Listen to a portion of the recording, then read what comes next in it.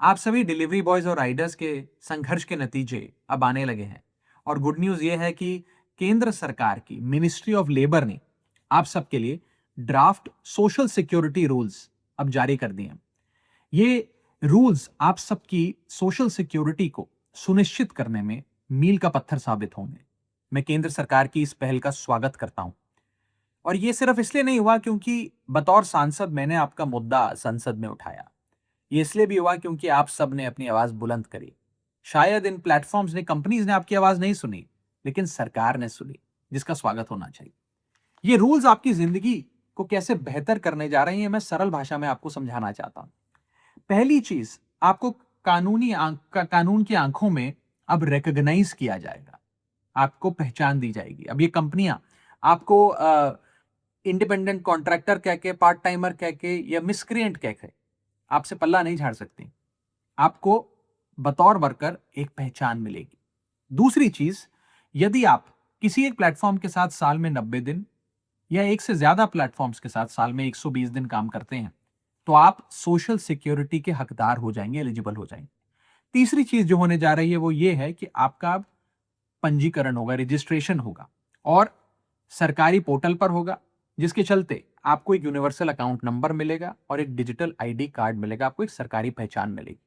आपको एक कंपनी एक सीक्रेटिव एल्गोरिथम के पीछे छुपकर आपको मिटा नहीं सकती, आपको आपकी आइडेंटिटी को रिमूव नहीं कर सकती। चौथी चीज जो होने जा रही है वो ये है कि अब ये कंपनियां लीगली बाउंड होंगी तमाम वर्कर्स को रजिस्टर करने के लिए, ये डेटा सरकार से शेयर करने के लिए, और हर 3 महीने में इस डेटा को अपडेट करने के लिए। अब कोई बहाने नहीं, कोई एक्सक्यूजेस नहीं, कोई ये कहकर that we are just a tech platform कहकर कोई कंपनी अपनी जिम्मेदारी से भाग नहीं सकती।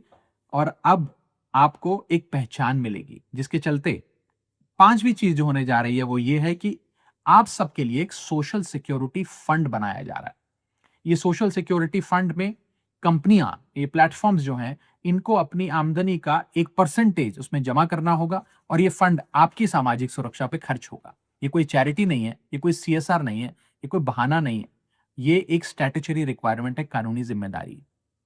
और छठी और आखिरी चीज जो होने जा रही है वो ये है कि आप सबके लिए एक नेशनल सोशल सिक्योरिटी बोर्ड बनने जा रहा है, जो आपके वेलफेयर के लिए, कल्याण के लिए स्कीम्स बनाएगा, आपकी परेशानियां सुनेगा, और एक एक्सपर्ट कमेटी इन तमाम चीजों पर अध्ययन करेगी।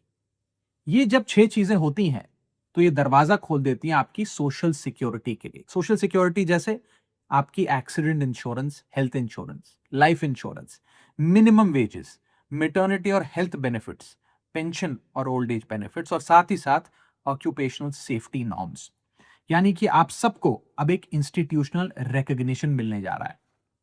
मैं आप सबको invisible wheels of the Indian economy कहता हूं, लेकिन ये प्लेटफॉर्म्स, ये कंपनियां शायद आपको मिसक्रिएंट्स कहती है, उपद्रवी कहती है। और जब मैंने आप सबकी आवाज उठाई तो इन प्लेटफॉर्म्स में, कंपनीज में बैठे कुछ लोगों ने मुझ पर पर्सनल अटैक्स करे, मेरे परिवार पर निजी हमले करे।